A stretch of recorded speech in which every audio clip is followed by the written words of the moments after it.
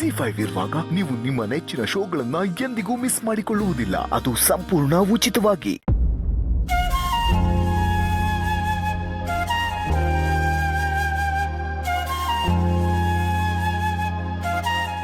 ಈಗೇನು ಮಾಡ್ಲಪ್ಪ ದೇವ್ರೆ, ಮೇಡಮ್ ಅವ್ರು ಆಕ್ಸಿಡೆಂಟ್ ಮಾಡಿದವ್ನು ಯಾರು ಅಂತ ತಿಳ್ಕೊಳಕ್ಕೆ ಉಪವಾಸ ವ್ರತ ಪೂಜೆ ಅಂತೆಲ್ಲ ಮಾಡ್ತವ್ರೆ. ನಾನು ನೋಡಿದ್ರೆ ಅವ್ರ ಕಣ್ಣು ಮುಂದ್ಗಡೆ ಅವನೇ, ನಾನು ಅವ್ರಿಗೆ ಮೋಸ ಮಾಡ್ತವನೆ. ಇದೆಲ್ಲ ಹೆಂಗೆ ಹೇಳ್ಕಣೆ ಅವ್ರಿಗೆ?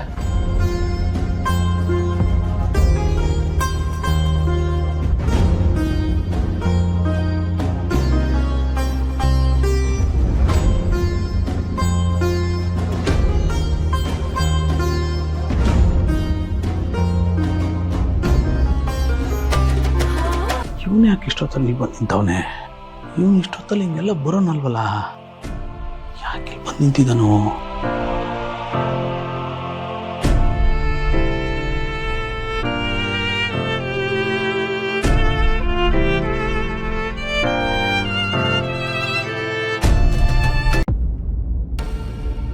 ಸಿದ್ದು ಅವರೇ, ಇದೇನಿದು?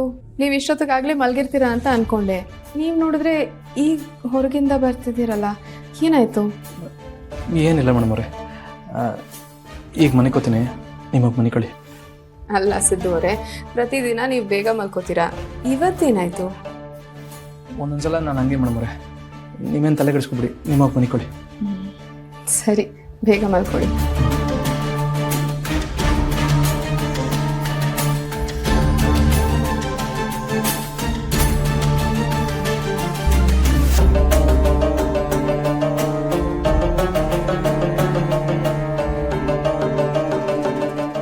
ನಿಮ್ಗೆ ಹೆಂಗೆ ಹೇಳಿ ಮೇಡಮ್ರೆ, ಈ ವಿಷಯನ ಸರಿ ಮಾಡೋದಕ್ಕೂ ಆಯ್ತಿಲ್ಲ, ಹಂಗಂತ ಸುಮ್ಮನೆ ಇರೋದಕ್ಕೂ ಆಯ್ತಿಲ್ಲ. ಒಂಥರ ಇಕ್ಕಟ್ಟಿನ ಪರಿಸ್ಥಿತಿಗೆ ಸಿಕ್ಕಾಕೊಂಡು ಬದುಕ್ತಾಡ್ತಾವ್ರಿ.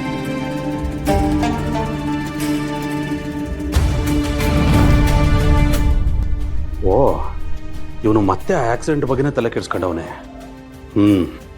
ಇವಾಗ ಮಾತಾಡಿದ್ರೆ ಸರಿ ಹೋಯ್ಕಿಲ್ಲ. ಆ ಥರ ಎದ್ದಾಗ ಅದೇನು ಅಂತ ವಿಚಾರ ಸುಮ್ಮ.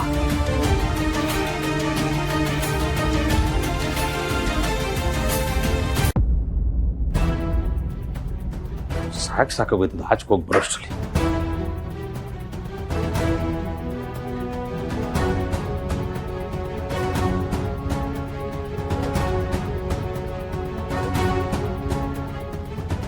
ಇಲ್ಲೋ ಇದ್ಯಾಕಮ್ಮಿ, ನಿದ್ದೆ ಬರ್ನಿಲ್ವೇ?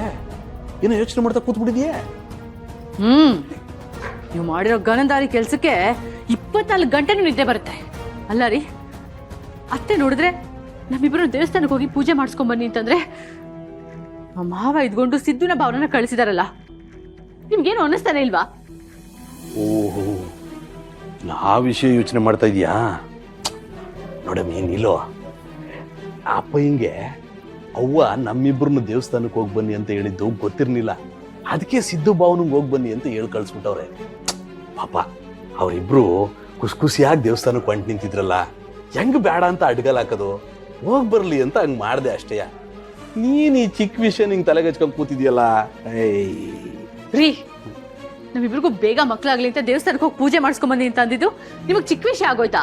ಹಂಗಲ್ಲ ಕಣಮ್ಮಿ. ಹಂಗೂ ಅಲ್ಲ ಹಿಂಗೂ ಅಲ್ಲ. ಮಕ್ಳಾಗ್ಲಿಲ್ಲ ಅಂತಂದ್ರೆ ಗಂಡಸರನ್ನ ಯಾರೀ ಪ್ರಶ್ನೆ ಮಾಡ್ತಾರೆ? ಪ್ರಶ್ನೆ ಮಾಡೋದು ನಮ್ಮನ್ನಲ್ವಾ? ZEE5 ಆಪ್ ಡೌನ್ಲೋಡ್ ಮಾಡಿ ಎಲ್ಲಾ ಸಂಚಿಕೆಗಳನ್ನು ಸಂಪೂರ್ಣ ಉಚಿತವಾಗಿ ನೋಡಿ.